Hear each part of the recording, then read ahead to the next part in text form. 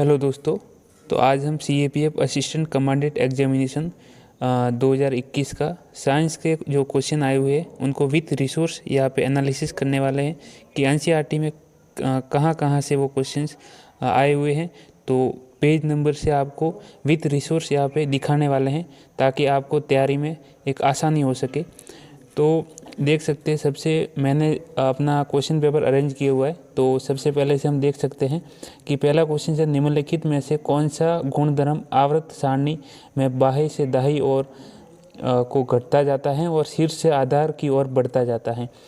तो इसमें है कि परमाणु त्रिज्या है और ये NCERT 10th के अंतर्गत पेज नंबर 98 पे आपको मिल जाएगा। ठीक है, 98 पे आप एक सारणी बनी हुई है, उसके जस्ट 2 पेज पीछे आपको ये क्वेश्चन NCERT पे मिल जाएगा और इसका आंसर है परमाणु की त्रिज्या। ठीक है, जैसे जैसे मतलब हम शीर्ष से आधार की ओर आते हैं तो परमाणु की त्रिज्या है वो बढ़ता जाता है। ठीक है, उसके बाद सेकंड क्वेश्चन है हमारा कि निम्नलिखित में से कौन सा रासायनिक अपक्षयन प्रकार नहीं है। ठीक है, तो इसमें है जल का अपघटन है वो। तो ये कोई भी NCERT में आपको नहीं मिलेगा क्योंकि ये अलग अलग जो पूरी हमारी बेसिक समझ होती है सब्जेक्ट की उसके आधार पर इसको हल किया जाता है, तो वहाँ पे आपको ये नहीं मिलेगा। ऐसा एक क्वेश्चन इसमें है। उसके बाद हम देख सकते हैं कि निम्नलिखित में से कौन सा युग्म सही रूप से सुमेलित नहीं है। तो धनात्मक प्रकाशानुवर्ती प्रवाह, धनात्मक गुरुत्वानुवर्ती मूल जड़ें और रसायन अनुवर्ती पराग नलिका, जलानुवर्ती और पुष्प। तो ये आपको NCERT 10th के पेज नंबर 134 पे मिल जाएगा आपको आसानी से। तो इसका आंसर है D। तो आप इस पेज नंबर पे जाके इसको विथ रिसोर्स सर्च कर सकते हैं, आसानी से ये आपको मिल जाएगा। उसके बाद है निम्नलिखित में से कौन सी धातु ऑक्सीजन, जल या अम्लों से अभिक्रिया नहीं करती हैं। तो इसमें है जो AU है। ठीक है, ये वाली आसानी से अभिक्रिया नहीं करती हैं। तो इसमें आपको NCERT 10th की पेज नंबर 50 पे आपको ये सवाल आपको मिल जाएगा। तो वहाँ पे आप इसको देख सकते हैं। तो और इसके बाद हम क्वेश्चंस देखते हैं कि निम्नलिखित में से कौन सी धातु शीतल जल से अभिक्रिया कर हाइड्रोजन उत्पन्न करती है। तो इसमें दोस्तों शीतल जल से अपनी अभिक्रिया कर हाइड्रोजन सोडियम नामक की धातु है जो करती है। इसको आप NCERT 10th के पेज नंबर 48 पे वहाँ पे आपको इसकी एनालिसिस दिया हुआ है, तो वहाँ पढ़ करके आप देख सकते हैं इसको आसानी से, क्योंकि मैं अगर आपको सारी इसकी बताऊँगा तो मतलब ज़्यादा टाइम लग जाएगा इसमें, इसीलिए। उसके बाद हमारा क्वेश्चन है कि मैग्नीज डाइऑक्साइड को एल्यूमिनियम पाउडर के साथ तप्त करके मैग्नीज का निष्करण किया जाता है। इस अभिक्रिया के संबंध में निम्नलिखित में से कौन सा कथन सही है। तो इसमें है मैग्नीज डाइऑक्साइड को एल्यूमिनियम पाउडर के साथ तप्त करके मैग्नीज का निष्कर्ष किया जाता है। तो इसमें दोस्तों ये एक ऊष्माशोषी अभिक्रिया है जिसमें किसी को मतलब तापमान दिया जाता है। तो ये ऊष्मा को ऊष्माशोषी उसे कहते हैं जहाँ पे मतलब तापमान हम देते हैं और वो उसको ग्रहण करता है, और ऊष्मा से भी जिसमें से ऊर्जा निकलती है बाहर। ठीक है, तो ये दोनों अलग अलग होती हैं। तो ये आपको NCERT 10th पेज नंबर 57 पे आपको आसानी से मिल। निम्नलिखित में से कौन सा पर्णहरित क्लोरोफिल का कार्य नहीं है। तो ये आपको मिल जाएगा कार्बोहाइड्रेट का ऑक्सीकरण। तो इसमें आपको NCERT 10th पेज नंबर 106 पे ये क्वेश्चन आपको आसानी से मिल जाएगा। ठीक है, फिर है एक कोशिकीय जीवों की जीवन प्रक्रिया के बारे में निम्नलिखित में से कौन सा कथन सही नहीं है। तो इसमें है इन्हें भोजन ग्रहण करने के लिए पृथक अंग की आवश्यकता होती है, श्वसन के लिए पृथक अंग की आवश्यकता नहीं है, या इन जीवों द्वारा अपशिष्ट उत्सर्जन सामग्री उत्पन्न की जाती है, वह वातावरण के संपर्क में बने रहते हैं। तो इसको आप सबसे पहला A वाला इसका आंसर है, और क्लास 10th की पेज नंबर 109 पे आपको ये क्वेश्चन देखने को मिल जाएगा। ठीक है, उसके बाद हमारा क्वेश्चन है कि निम्नलिखित में से किस जीव में इसके जीवन चक्र की किसी भी अवस्था में पृष्ठरज्जु यानी नाटो कार्ड नहीं होती हैं, यानी कि पिछला जो अपना रीढ़ वाला हड्डी है वो उसमें नहीं होता है। तो ये हर्डमेनिया का है। आसान क्वेश्चन था, NCERT 9th में आपको पेज नंबर 102 पे आसानी से देखने को मिल जाएगा ये। उसके बाद है जब जल से भरे खोखले प्रिज्म पर श्वेत प्रकाश किरण पुंज को आपतित किया जाता है तो यह किरण पुंज 7 घटक रंगों में विभक्त हो जाता है। निम्नलिखित में से कौन सा रंग अधिकतम विचलन कोण बनाता है? तो ये आपको बैंगनी रंग है और इसमें एनसीईआरटी 10th 200 शब्दा में मिल जाएगा। ये मैं हिंदी की एनसीईआरटी की बात कर रहा हूँ, जो हिंदी में इंग्लिश में अलग पेज नंबर हो सकते हैं, तो हिंदी की एनसीईआरटी में ये वाला पेज नंबर पे आपको मिल जाएगा। उसके बाद हम देखते हैं कि निम्नलिखित में से कौन सा दीप्त वस्तु नहीं है, ठीक है। तो सूर्य, प्रॉक्सिमा सेंचुरी और बृहस्पति और अल्फा सेंचुरी। तो इसमें से ये देखो कहीं पे वैसे तो आपको मिलेगा नहीं, जियोग्राफी में आसानी से मिल जाएगा लेकिन साइंस में एनसीईआरटी में नहीं मिलेगा। लेकिन ये एक माइंडफुल क्वेश्चन है, आप लगभग पहले से ही एक थोड़ा सा कॉमन सेंस इसमें लगा दे तो आराम से ये क्वेश्चन हो सकता है हैंडल।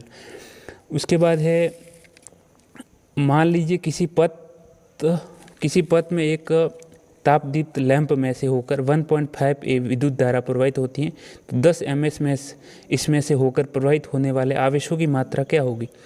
तो इसमें आपका आंसर होगा ये वाला है, जो ए वाला, और एनसीईआरटी 10th के पेज नंबर 212 पे इसकी एक्सप्लेनेशन आपको मिल जाएगा, वहाँ पे देख सकते हैं आप। उसके बाद है, निम्नलिखित में से कौन सा नवीनीकरणीय ऊर्जा का स्रोत नहीं है? ठीक है, तो इसमें नाभिकीय ऊर्जा है।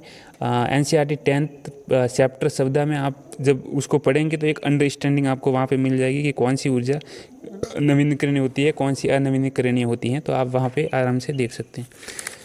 उसके पश्चात हम देखते हैं कि तड़ित कोण बिजली चमकना दिखाई देने और मेघ गर्जन सुनाई देने के बीच समय का अंतराल 10 सेकंड है, और यदि वायु में ध्वनि और प्रकाश की साल क्रमश 330 ms और 3 × 10⁸ ms हैं तो झंझावात तूफान कितनी दूर है? ठीक है, तो दोस्तों इसका आंसर 3300 m होगा। जैसे कि हम 330 यहाँ पे दिए हुए, ठीक है, 330 अपनी वायु में ध्वनि और प्रकाश की साल क्रमश, तो ये साल है, तो इसको क्या करना है, टाइम से, टाइम 10 सेकंड है तो 330 का 10 से गुना करना है तो आपका 3300 यहाँ पे निकल जाएगा। ठीक है, और ये आपको 10th क्लास की एनसीईआरटी में ही जो मिल जाएगा, लेकिन ये डायरेक्टली किसी भी चैप्टर से मतलब मेल नहीं खाता है, तो आप पूरी की पूरी पढ़ेंगे तो कहीं ना कहीं आपको ये अंडरस्टैंडिंग इतनी हो जाएगी कि इसको कैसे सॉल्व करना है क्वेश्चन। उसके बाद वायु में बैंगनी प्रकाश का तरंग दैर्ध्य लगभग कितना है? ठीक है, तो इसको 0.4 UM है, इसका डी वाला आंसर है। और ये आपको ये बेसिकली 12th क्लास की एनसीईआरटी से, 9th और 10th से ये नहीं है, तो 12th क्लास की फिजिक्स की एनसीईआरटी है और चैप्टर 8 और पेज नंबर 280 पे आपको मिल जाएगा। ठीक है, तो वहाँ पे आप देख सकते हैं केवल ओनली फॉर 2 क्वेश्चन ऐसे हैं जो 12th क्लास की एनसीईआरटी से आपके आए हुए हैं। ठीक है, उसके बाद है, भोजन पकाने के लिए किन किन विद्युत चुम्बकीय विकिरण या विकिरणों का उपयोग किया जाता है? केवल अवरक्त, केवल सूक्ष्म तरंग, या अवरक्त और सूक्ष्म तरंग दोनों, या सभी विद्युत चुम्बकीय विकिरण? तो इसमें ये वाला होगा सी, अवरक्त और सूक्ष्म तरंग विकिरण। या आपको ये भी क्लास 12th की फिजिक्स एनसीईआरटी चैप्टर 8 में पेज नंबर 281 पे आपको मिल जाएगा, वहाँ पे एक्सप्लेनेशन आप डिटेल में देख सकते हैं। उसके बाद किसी वस्तु को एक लेंस के सामने 10 cm की दूरी पर रखा जाता है और बनने वाला प्रतिबिंब वास्तविक उल्टा और उस वस्तु के बराबर आकार का है। लेंस की फोकस दूरी और प्रकृति क्या है? तो इसकी फोकस दूरी और प्रकृति इसकी आधी हो जाएगी, 10 की आधी हो जाएगी तो 5 और अभिसारी हो जाएगा, ये वाला आंसर हो जाएगा। और इसकी एक्सप्लेनेशन आप क्लास 10th की एनसीईआरटी पेज नंबर 197 पे देख सकते हैं, वहाँ पे पूरी की पूरी इसकी डिटेल दी हुई है, तो उसको समझ लो आप वहाँ जाके। उसके बाद निम्नलिखित में से कौन सा कथन निकट दृष्टि वाले व्यक्ति के बारे में सही है?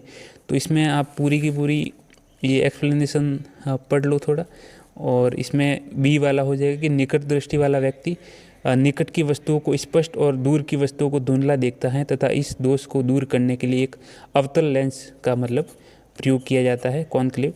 तो इसमें क्लास 10th की एनसीईआरटी है और पेज नंबर 210 पे आपको मिल जाएगा। ठीक है, तो वहाँ जाके आप देख लो इसको। उसके बाद है, आप निम्नलिखित में से कौन सा कोशिकांग प्राणी कोशिकांग में नहीं पाया जाता? ठीक है, तो इसमें है कोशिका भित्ति में है वो कोशिकांक नहीं पाया जाता। तो क्लास 9th अपना पेज नंबर 68 पे आपको ये क्वेश्चन मिल जाएगा। उसके बाद है निम्नलिखित में से किस पादप ऊतक में वृत्त वायु अवकाश होते हैं? तो इसमें वायुतक हैं, इसका आंसर है डी वाला है वायुतक।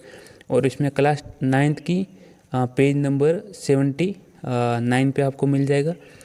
उसके पश्चात हैं कि निम्नलिखित में से कौन सा संयोजी ऊतक नहीं है? ठीक है, स्नायु, कंडरा, चिकनी पेशी या उपास्थि। ठीक है, तो इसमें चिकनी पेशी है वो इसका संयोजी ऊतक नहीं है। और ये NCERT 9th की पेज नंबर 86 पे आपको इसकी एक्सप्लेनेशन मिल जाएगी।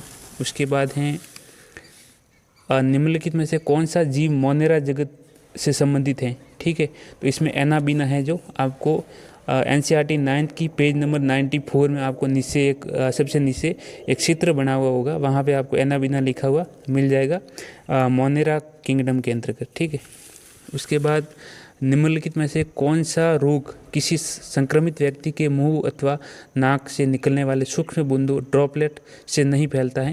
तो इसमें HIV जो एड्स है वो नहीं फैलता है। NCERT 9th के पेज नंबर 206 पे आपको ये आसानी से पूरा का पूरा एड्स के बारे में पढ़ने को मिलेगा, वहाँ से आप पढ़ सकते हैं।